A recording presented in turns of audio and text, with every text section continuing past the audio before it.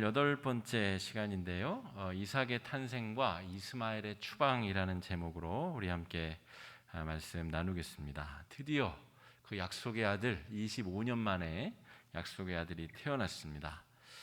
이 이삭이라는 아이의 이름이 웃음이라는 뜻인데요. 웃음.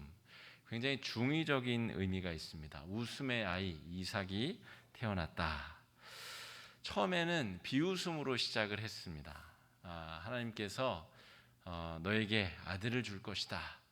그리고 너의 젊은 여종이 아니라 너의 정실 부인인 사레를 통해 아들을 줄 것이다. 이렇게 이야기하자 아브라함도 비웃었고 사라도 비웃었었는데, 그 비웃음으로 시작된 이 이야기, 예언의 말씀이 정말 기쁨의 웃음, 정말 감격의 웃음, 천지를 다 얻은 것 같은 아이 엄마의 그 밝은 웃음으로 이야기가 이제 종결되게 됩니다. 18장 12절 사라가 이 약속을 비웃었던 장면을 한번 같이 읽어보겠습니다. 18장 12절입니다. 시작. 사라가 속으로 웃고 이르되 내가 노쇠하였고 내 주인도 늙었으니 내게 무슨 즐거움이 있으리요. 여러분, 이 고대 사람들, 지금 아브라함 같은 경우는 지금으로부터 4,000년 전 사람이라고 생각하면 됩니다. 그러니까 기원전 2,000년 전.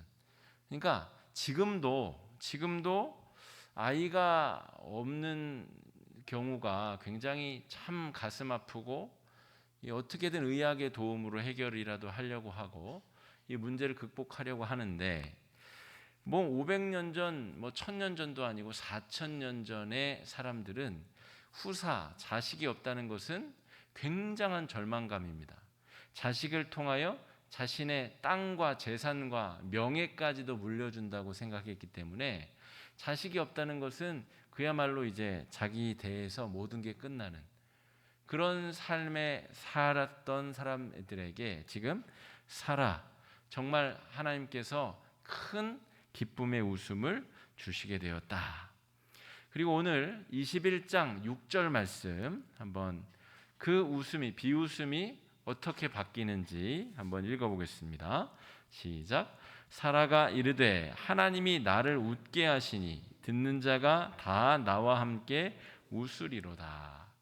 웃다라고 하는 이삭의 그 이름의 뜻은 굉장히 중의적일 수 있습니다. 비웃는 것도 있고 이 나쁜 의미로 그렇게 조소하는 웃음도 있는데, 그렇게 시작되는 웃음이 하나님이 개입하시고 아브라함과 사라 인생의 역사하시자 정말 많은 사람들이 나와 함께 웃는 기쁨의 웃음으로 전환이 되게 되었다. 그러면서 사라가 뭐라 그래요? 하나님이 나를 웃게 하셨다. 내가 잘나서 애를 베고 내가 애를 낳았다가 아니라 하나님이 나를 웃게 하셨다. 사라라면 이런 고백밖에 할 수 없지 않겠습니까? 여기 어디 자기가 공로를 들이댈 만한 게 어디 있습니까? 전혀 자신의 공로나 자신의 노력으로 해낸 것이 없이 철저히 하나님의 은혜로 벌어지게 된 사건이다라고 하는 것이죠.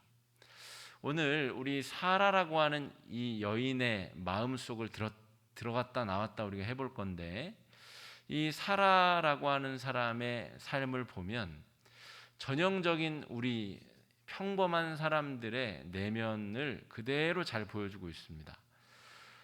평상시에는 열등감에 많이 사로잡혀 있다가 어떤 특정한 상황이 되면 전능감에 또 사로잡히기도 하고, 그 둘 사이를 마치 냉탕과 온탕을 왔다 갔다 하듯이 열등감과 전능감 사이를 왔다 갔다 하는 연약한 인간의 그 살아있는 내면을 아주 여과 없이 우리에게 잘 보여주고 있는 내용이 오늘 말씀입니다. 여러분, 열등감에 사로잡힌 인간이란 어떤 사람이냐면 일단 하나님을 모르는 사람입니다. 하나님의 형상이 우리 안에 있음을 깨닫지 못하는 사람. 우리 안에는 다른 동물, 원숭이나 침팬지나 오랑우탄과 다른 것이 있는데, 사고할 수 있는 능력이 있는 것뿐만이 아니고 서로 협동해서 일하고 화폐를 만들어 경제 구조를 돌리는 그런 도구를 다룰 수 있는 그런 특징 말고도 놀이를 할 수 있는, 인간을 규정하는 수많은 그런 표현들이 있잖아요. 그런데 그게 핵심이 아니고 정말 핵심은 하나님이 생명의 호흡을 불어서 하나님의 형상을 우리에게 주셨다. 이게 핵심이죠. 그죠? 그러니까 우리는 다른 과학자들이, 진화론자들이 말하는 것처럼 그냥 원숭이 종 중에 하나가 특출나게 진화를 거듭해 가지고 인간 종이 되었다. 아무리 성경을 그쪽으로 해석해 보려고 해도 그렇게 해석될 수 없는 영역이 바로 거기에 있는 것이죠. 하나님이 우리에게 하나님의 형상을 주셨다 하는 것이죠. 그런데 열등감에 시달리는 사람들은 그 하나님의 형상에 대한 걸 알지도 못하고 인지하지도 못하고 그저 그냥 자신의 조상이 원숭이쯤이다라고 생각을 하거나, 아니면 요즘같이 경쟁 사회에서 나같이 경쟁에 밀린 사람은 그저 그냥 하찮은 노동자로 살다가 그냥 재해로 죽어도 아무도 알아주지 못하는 그저 기계 부속과 같은 인간으로 스스로를 여겨버리는, 열등감에 사무쳐서 그저 죽음의 길로 향해 가는, 하나님을 모르는 사람들에게 벌어지는 이 열등감 속에 사라는 오래도록 살았습니다. 최소 90년간. 이 아브라함이 100세의 아이를 낳거든요. 그러니까 90세, 10살 어린 사라는 90년간을 그런 삶을 살았다는 것이죠. 다른 사람들이 다 애 낳고 아들 낳고 딸 낳고 자랑하고 희덕거리고 웃고 다닐 때 말은 못해도 사라는 90년을 그런 열등감 속에서 살았다는 거죠. 사라의 미모에 대해서 우리가 살펴봤지 않습니까? 굉장한 미모입니다. 그죠? 65세에서 70세 사이인데도 불구하고 애굽의 바로가 혹하고 저 블레셋의 왕이 혹할 정도로 도저히 그 연세의 미모라고 할 수 없을 정도의 절세 미색이었음에 분명한데, 아무리 예쁘고 아무리 몸매가 좋아도 이 열등감을 해소가 안 되는 거죠. 사라가 그 열등감 속에 90년을 살았다는 것입니다. 그러니까 얼마나 심각한 열등감 가운데 있었겠어요. 그런데 열등감에 시달리던 사람이 전능감이 갑자기 휩싸이게 됩니다. 전능감이라고 하는 것은 타인의 생명, 타인의 목숨을 내 마음대로 좌지우지할 수 있다라고 할 때 전능감이 가장 극렬하게 드러나고 아주 심각하게 악용됩니다.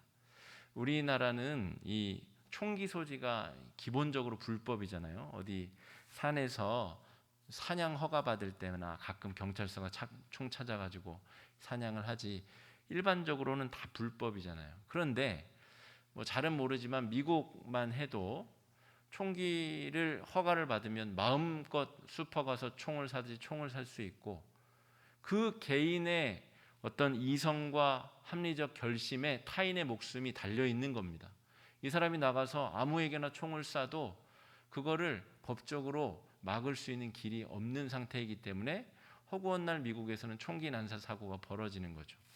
타인의 생명을 내가 손 하나 까딱하면 없앨 수 있다라고 하는 전능감에 휩싸인 인간의 대표적인 모습이 전쟁이라고 하는 상황에서 아주 극렬하게 드러난다는 것이죠. 우리나라의 국력이 강해. 그러면 우리가 옆에 나라를 노예화시키고 땅을 빼앗고 정복해서 다 쓸어버릴 수도 있다라고 하는 잘못된 생각, 그게 바로 전능감입니다. 사라라고 하는 이 작은 여인에게서 우리는 아주 극심한 열등감과 아주 이해할 수 없는 전능감에 왔다 갔다 하는 모습을 우리가 발견하게 된다는 것이죠. 아이고 이 여자 그렇게 하나님이 하신 약속 비웃더니만 이제 애가 태어났더니 태도를 싹 바꾸네. 우리는 적어도 저와 우리는 사라에게 손가락질할 자격이 없습니다.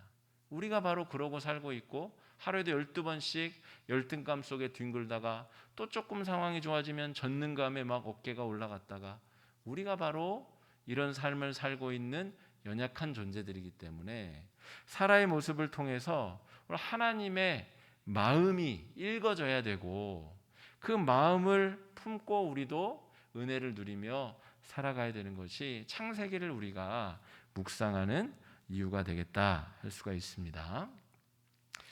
하나님 보시기에 사라가 어떻게 보이시겠어요? 약속해 줬더니 비웃더니만, 이제 애가 태어났더니 이제 막 말은 하나님의 은혜로 그랬다고 하는데 뒤쪽의 행동을 보면 그게 아닌 것 같아요. 이제 어깨가 막 귀까지 올라가 가지고 자기 전능감에 휩싸여서 하갈과 이스마엘을 마음대로 지금 나가서 죽든 말든 내쫓으라 이렇게 명령하고 있다는 것이죠.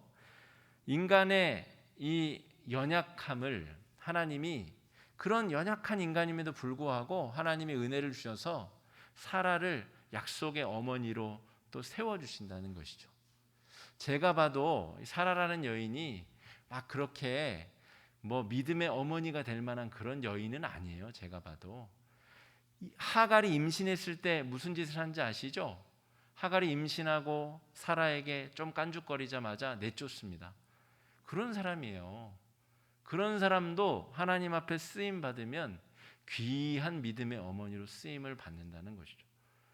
이게 뭘 말하냐면 저와 여러분이 대단하게 이쁘고 잘나서 구원받은 게 아니라는 겁니다. 하나님의 이해할 수 없는 특별한 선택에 의해서 옆집 김씨 아저씨가 아니고 바로 내가 구원받는 선택을 받게 되었고 그 은혜를 누리게 되었다는 것이죠. 인간의 제약을 넘게 하시는 하나님의 그 은혜로운 섭리가 창세기 안에 지금 강물처럼 도도하게 흐르고 있다 하는 것이죠. 방금 전에 사라가 하나님의 은혜로 내가 웃게 되었다라고 고백을 하지만 이내 정신을 차려보니 왠지 내가 잘나서 아이를 낳은 것 같고 내가 특별한 여인이어가지고 내 남편이 잘나고 특별해서 나도 이런 기쁨을 누리는 것 같고, 그런 은혜를 또 싹 까먹고 사라지게 하는 이 사라가 그런 태도로 돌변하게 되었다 하는 것이죠. 자, 21장 6절입니다. 6절 말씀 한번 읽어보겠습니다. 시작. 사라가 본즉 아브라함의 아들 애굽 여인 하갈의 아들이 이삭을 놀리는지라. 그가 아브라함에게 이르되 이 여종과 그 아들을 내쫓으라. 이 종의 아들은 내 아들과 이삭과 함께 기업을 얻지 못하리라 하므로. 이스마엘이 86세에 났어요. 그리고 이삭이 100세에 났습니다. 그럼 몇 살 차이가 나죠? 그죠? 뭐 한국 나이로 15살 정도. 15살 애가 이제 15살보다는 좀 더 됐겠죠. 이제 그 이삭도 뭐 조금 뭐 걸어 다니고 아장아장하고 그러니까 한두 살 지나고 한 뭐 17, 8살 됐겠죠. 그러니까 그 아이가 그 동생 뭐 놀리고 이게 있을 수 있는 일 아닙니까? 그리고 그냥 꾸중하고 꾸지람하고 못하게 할 힘과 능력이 있어요, 없어요? 있어요. 집안의 안주인인데 왜 그걸 못합니까? 할 수 있죠. 그런데 사라가 보니까 야, 이게 안 되겠는 거죠. 그래서 이삭을 놀리는 것을 보고 여종을 내쫓으라. 이 종의 아들은 내 아들 이삭과 함께 기업을 얻지 못하리라 하므로. 하나님이 하갈한테 뭐 임신하라고 그렇게 그 아브라함과 잠자리를 하라고 하나님 명령하신 것도 아니고 자기 머리에서 나온 계획대로 이 하갈이 임신하고 아이가 태어났는데 이제 자기 상황이 조금 바뀌니까 갑자기 전능감에 휩싸이게 된 거죠. 열등감에 있던 사람이 갑자기 전능감에 휩싸여서 이제 내쫓으라 이렇게 이야기를 합니다. 그런데 요 다음 구절에서 이제 아브라함이 큰 근심에 빠집니다. 근심과 걱정의 늪에 이제 빠져버리게 되죠. 사라는 이제 이 이스마엘이 내 아들 이삭과 계속 가게 되면 앞으로 벌어지게 될 일에 대한 근심과 걱정, 한 15살 차이가 나기 때문에 이 아이가 내 아들 잘못 이렇게 확 어떻게 하거나 자기가 재산이 탐나가지고 그렇게 하지는 않을까, 어떻게 하지는 않을까, 내 남편이 내 아들 이삭보다 그 서자인 이스마엘에게 마음을 혹 뺏겨가지고 그렇게 하지는 않을까. 온갖 근심 걱정에 사로잡힌 것이고, 아브라함은 부인이 내쫓으라니까 그러긴 해야 되겠는데 아브라함이 고민한 이유가 있어요. 나중에 내쫓는 그 상황을 보게 되면 아주 박하게 내쫓습니다. 빵 몇 덩이 하고 물 한 가죽 부대 메워서 내보내요. 여러분, 사람을 살리려면 아브라함이 뭐 거짓입니까? 돈도 많고 재산도 많은 거부가 되었어요, 이미. 그러면 양도 한 100마리 띄워주고 땅도 주고 저 가서 살아라 라고 하면 되잖아요. 그런데 아마 사라가 아브라함에게 아주 강경하게, 아주 박하게 빵 몇 조각하고 물 한 가죽 부대 줘서 내쫓으라 이런 요구를 한 것 같아요. 그러니까 아브라함이 큰 근심에 빠져버리게 되었다 하는 것이죠. 아까 말씀드렸듯이 하나님의 형상을 가진 사람이 하나님의 형상 때문에 가지게 되는 자존감, 건강한 자존감은 정말 좋은 것입니다. 그런데 하나님 없이 자기가 전능감에 휩싸여서 총구를 다른 사람에게 겨눈다든지 자신이 가진 그 알량한 힘으로 타인을 사지로 몰아넣는 행위는 이미 성경에 여러 차례 등장하였습니다. 애굽의 바로 왕도 그랬고, 바벨탑을 지은 사람도 그랬고, 수많은 사람들이, 사울 왕도 그랬죠. 다윗, 그 소년 다윗을 죽이려고 많은 군대를 동원해서 추격하지 않았습니까? 그러니까 하나님 없이 전능감을 가진 사람이 다른 사람의 고난, 생명을 자기가 쥐고 있다라고 생각하는 이런 아주 연약한 모습을 보이고 있다 하는 것이죠. 이 아브라함과 사라가 믿음의 아버지, 어머니가 될 만한 사람들입니까? 아닙니까, 여러분? 아닌 것처럼 보이지만 그렇기 때문에 참 이 성경이 은혜로운 거예요. 우리가 범접할 수 없는 그런 어떤 존재, 고구려의 시조인 주몽 같은 사람은 날아가면서 말 위에서 활을 쐈는데 파리를 막 잡고 그러잖아요. 일반인들과 다른 범인, 박혁거세는 아래서 태어나고, 야, 우리랑 차원이 다른 존재구나 이런 느낌이 아니라 믿음의 조상이라고 하는 사람들이 내내 우리가 고민하고 걱정하고 씨름하는 내용들이 그대로 하고 있는 거예요. 그런데도 하나님이 이 사람들을 잘 얼르고 때로는 교훈하고 때로는 책망하여 가지고 믿음의 조상으로 세워가시는 과정, 이것이 진짜 성경이 우리에게 주는 놀라운 은혜다라고 말할 수가 있겠습니다.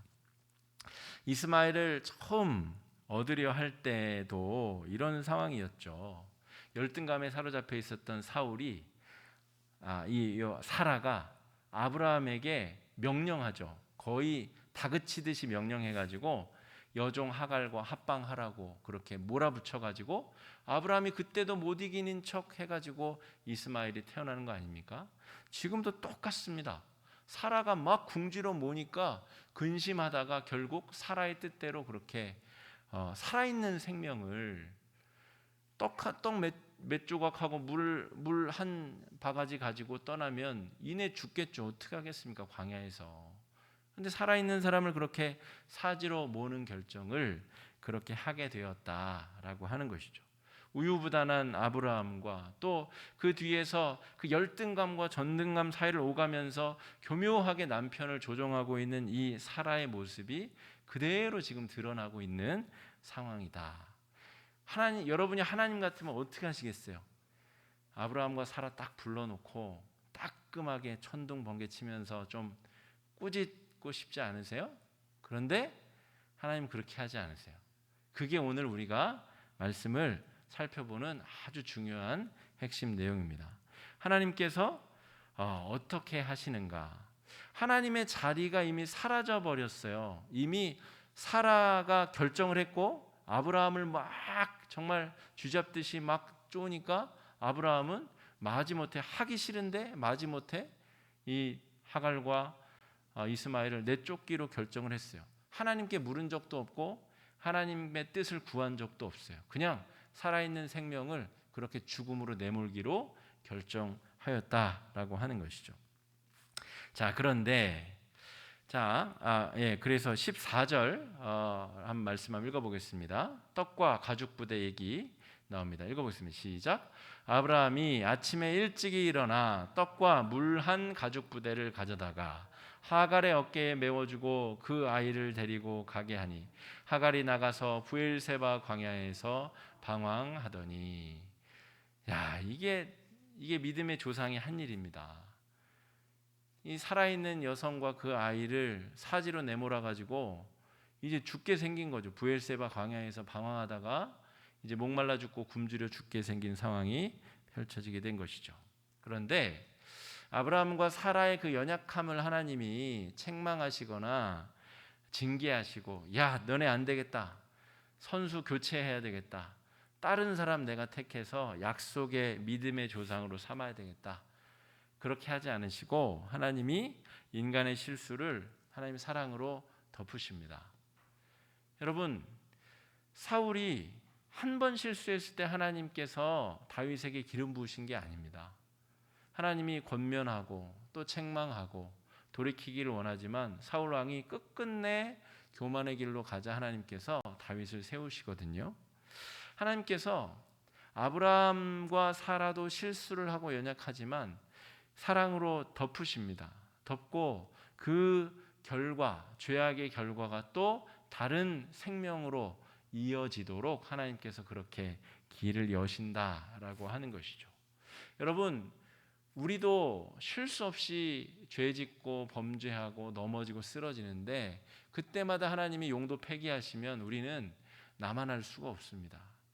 우리가 실수해도 하나님이 때로 덮어주시고 사랑으로 덮는 것으로 징계하시는 것이죠.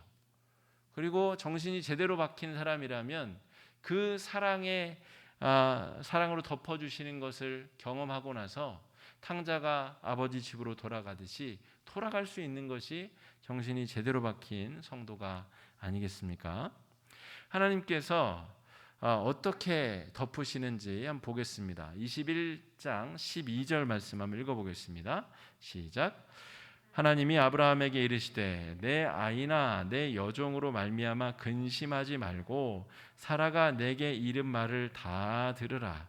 이삭에게서 나는 자라야 내 씨라 부를 것임이니라.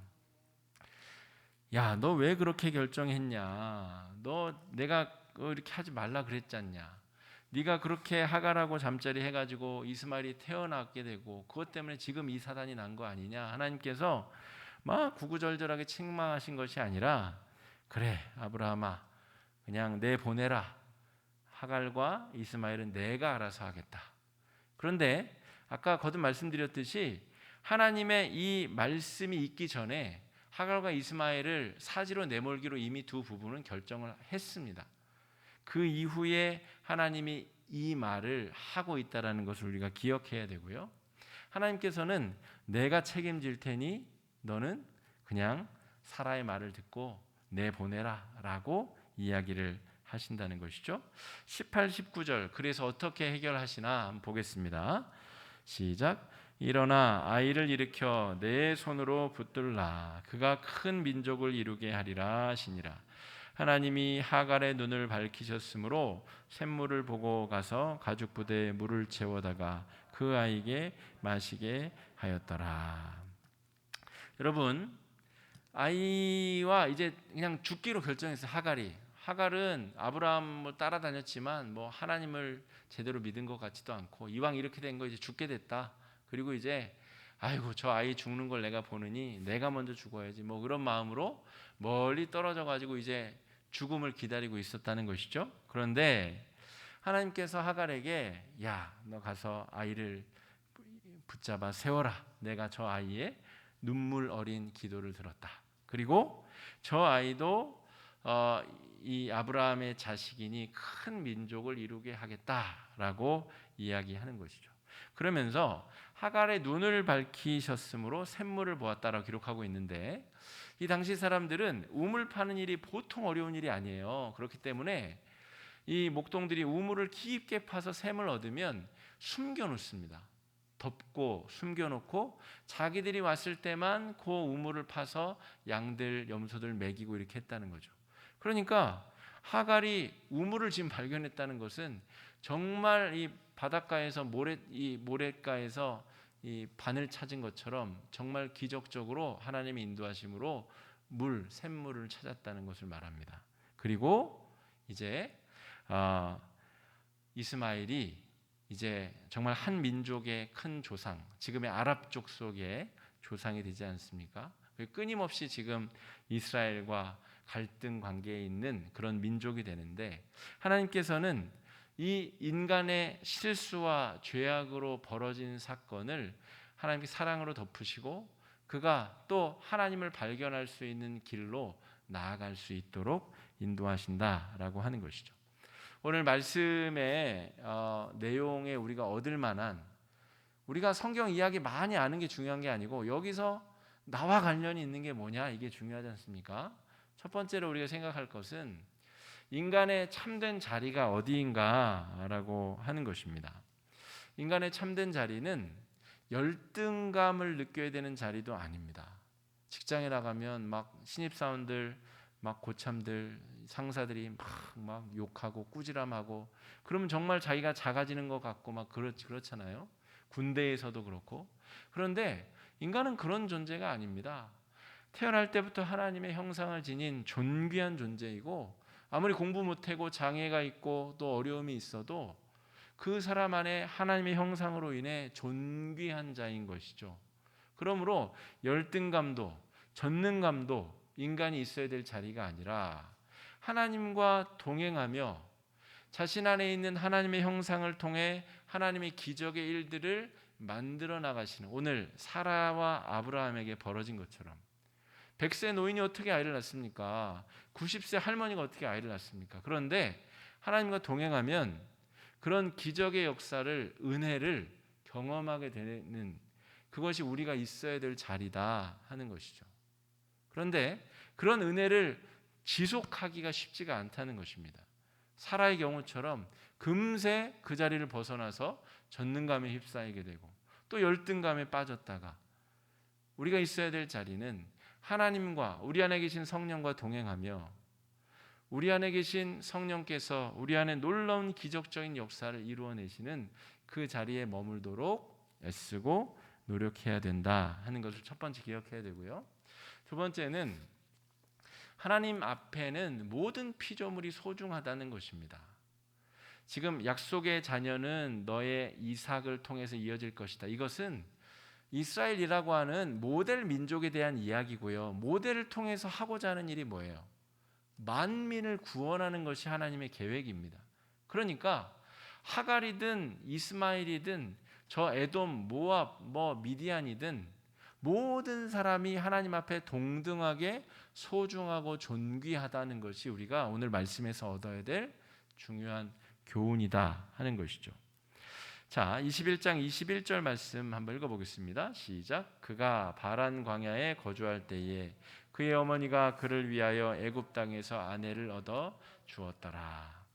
이 하갈이 애굽 사람이에요. 그러니까 자기 고향 며느리를 얻어 준 거죠. 그러니까 이스마엘은 하나님과 관계없이 살아갈 가능성이 굉장히 높습니다. 그런데 왜 이 이스마엘을 하나님이 살려주십니까? 사라의 뜻대로 없애야 나중에 후환이 없을 텐데, 하나님의 계획은 사라가 생각하는 그 정도 수준이 아니라 모든 사람이 사랑의 대상이고 하나님이 구원하셔야 되는데, 그것을 이루기 위한 모델 민족으로 이스라엘과 이삭의 씨를 택하신 것이다. 모든 사람이 하나님 앞에 동등하게 소중하다라고 하는 것을 우리가 또 깨달아야 되겠습니다. 세 번째로는 하나님은 인간의 실수를 선으로 바꾸신다라고 하는 것이죠. 우리가 실수해도 하나님께서 그거를 때로 덮어주시고 가려주시고 그것을 통하여 또 하나님께서 선을 이루어 가신다는 것이죠. 전형적으로 교회가 그렇지 않습니까? 여러분, 교회처럼 시끄러운 데가 어디 있어요? 너와 내가 다르고 다 다른 사람들끼리 모여가지고 한 공동체를 이룬다는 게 이게 얼마나 어려워요. 성격도 다르고 김장 하나 담궈도 뭐를 먼저 넣는지 가지고 서로 다른 생각을 가지고 있는데 어떻게 함께 일을 하겠어요? 그런데 그때 벌어지는 실수와 다툼과 싸움과, 여러분 그대로 나누면 교회가 존재하겠습니까? 그런데 하나님께서 인간의 실수와 연약함과 또 죄악과 여러 죄성을 덮어주시고 감싸주시고 또 그것을 이용하셔서 헌신하게 하시고 일하게 하시고, 그것이 하나님께서 계속 우리 가운데 행하시는 일이다라고 말할 수가 있겠습니다. 여러분, 오늘 이 21장 말씀을 통하여 우리 아브라함과 사라의 연약한 모습 가운데 저와 여러분 우리의 모습이 좀 발견되어지면 좋겠고, 하나님과 어떻게 동행하며 열등감에 빠지지 않고 또 전능감에도 휩싸이지 않으며 겸손하게 하나님과 더불어 건강하게 자존감을 지키며 내 안에 기적을 만들어낼 수 있을 것인가를 또 사모하며 또 추구해 보는 그런 한 주간이 되시기를 주님의 이름으로 축복합니다. 이 시간에 말씀 의지해서 함께 좀 기도하겠습니다. 기도하실 때 첫 번째 기도 제목은 이것입니다. 하나님과 동행하며 우리의 자존감, 영적 자존감, 하나님의 형상이 회복되고 스스로 혹은 이 세상이 규정짓는 한계를 뛰어넘는 하나님의 놀라운 은혜를 경험하는 인생이 될 수 있도록, 내가 얼마나 소중한 사람인지를 하나님과 더불어 밝히 깨닫게 되는 은혜를 경험할 수 있도록, 열등감과 전능감 사이를 오가는 연약한 인생이 아니라 건강한 자존감을 가지고 승리하는 사람이 될 수 있도록 이 시간에 함께 마음을 합쳐 기도하며 나아가겠습니다. 기도하겠습니다. 사랑해 주님, 은혜를 감사합니다. 우리가 어떤 사람인지, 우리가 어디 있어야 되는지 오늘 말씀을 통해 다시 한번 깨닫게 하심을 감사합니다. 하나님 아버지, 우리는 끊임없이 열등감에 뒹굴다가 또 전능감에 사로잡혔다가 온갖 죄악을 만들어내는 자리에 있다가 또 고꾸라져 열등감에 시달리는 일들을 반복하고 있습니다. 주님, 우리 안에 계신 살아계신 성령께서 우리에게 말씀하여 주시고 우리에게 역사하여 주셔서 건강한 자존감을 회복하게 하여 주시옵시고, 우리 안에 하나님의 형상이 있으며 하나님의 놀라운 기적으로 우리는 100세에도 아이를 낳을 수 있는 기적의 사람들임을 경험하게 하여 주시옵시고, 하나님 우리와 함께 하실 때에 우리는 불가능한 것이 없이 죽어서도 사는 부활의 삶을 살 수 있다라고 하는 귀한 믿음을 가지고 이 어려운 시기를 이겨낼 수 있도록 은혜 허락하여 주시옵소서. 우리 안에 귀하고 놀라운 일을 행하시는 하나님, 우리 안에 귀하고 멋진 하나님의 형상을 아름답게 피어나도록 주님 인도하여 주시옵소서. 그리하여서 하나님의 귀한 권능의 역사를 기적으로 만들어내어 우리가 있는 자리에서, 가정에서, 직장에서, 삶의 자리에서 아름다운 하나님의 꿈들을 만들어 나갈 수 있도록 주님 아버지 인도해 주시고 역사해 주시고 함께해 주시옵시고 주장하여 주시옵소서. 두 번째 기도 제목은 오늘 이스마엘과 하갈을 불쌍히 여기시고 큰 민족을 이루게 하셔서 그들이 이 땅에 태어난 그 기쁨과 감사를 마음껏 표현하고 계신 하나님을 좀 경험할 수 있기를 바랍니다. 이 세상의 모든 피조물들, 사람뿐 아니라 모든 피조물들이 하나님 앞에 동등하게 존중받고 귀하고 아름다운데 그 피조 세계가 신음하고 고통 가운데 있습니다. 또 우리 가운데는 여전히 하나님을 알지도 못하고 만나지도 못한 채 열등감과 전능감에 오락가락하며 정말 너무 힘든 시간을 보내는 지체들이 많이 있습니다. 이 시간에 우리 기도할 때에 이 피조 세계를 바라보시는 하나님의 눈으로 우리가 바라보며 영적 중보자가 되어서, 영적 공무원이 되어서 함께 축복하며 중재하며 화해를 이룰 수 있는 귀한 역사를 이룰 수 있도록 이 시간에 함께 마음을 합쳐 기도하며 나아가겠습니다. 기도하겠습니다. 사랑의 주님, 은혜를 감사합니다. 이 피조 세계를 귀한 눈으로 바라보시는 주님, 하나님의 그 귀한 사랑의 눈길을 우리도 담기 원합니다. 이스마엘과 하갈을 귀하게 여기셔서 주님 큰 민족을 이루게 하시며 그들의 연약한 상황을 돌보시사 하나님 죽을 상황에서 건져주시고 생명의 길로 이끌어주시는 하나님, 우리에게도 그러한 놀라운 일이 벌어졌음을 믿습니다. 우리 안에도 하나님께서 행하신 그 아름다운 역사가 일어났음을 믿습니다. 하나님 아버지, 우리 안에 귀하고 아름다운 역사를 이루어 주셔서 이 세상을 살아가는 동안에 하나님의 아름다운 이름을 선포하며 하나님이 지으신 피조 세계를 감탄하며 그 안에서 행하실 하나님의 위대한 역사를 찬송하는 아름다운 위대한 역사가 일어날 수 있도록 주님 주장하여 주시기를 원합니다.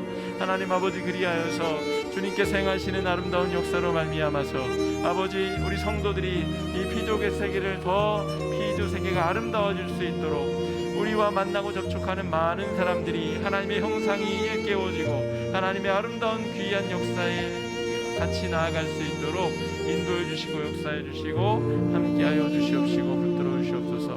그로 말미암아 우리의 안에 생하신 하나님의 귀한 역사가 아버지 드러나며 또 하나님의 영광이 드러나며 하나님의 권능이 나타날 수 있도록 주시옵소서.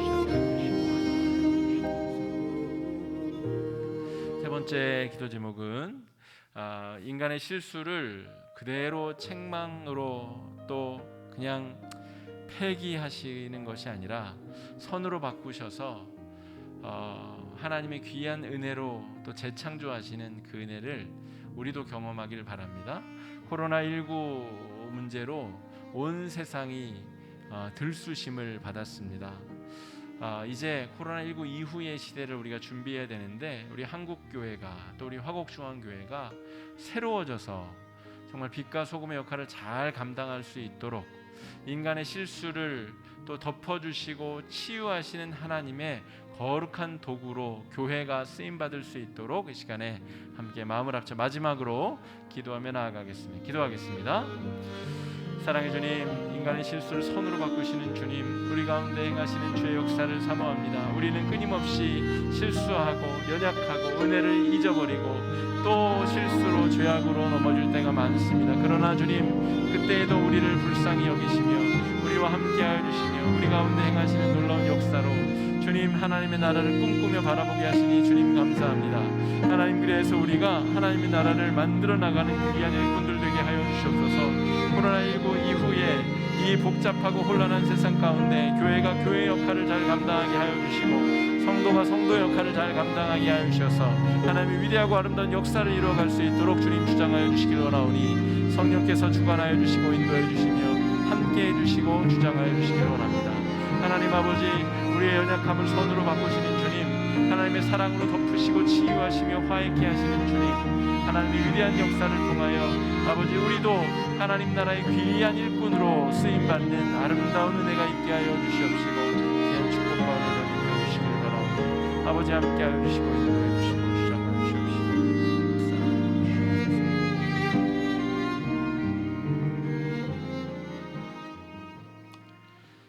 사랑의 주님, 오늘 창세기 21장 말씀을 통하여 우리의 연약한 모습을 바라보게 됩니다.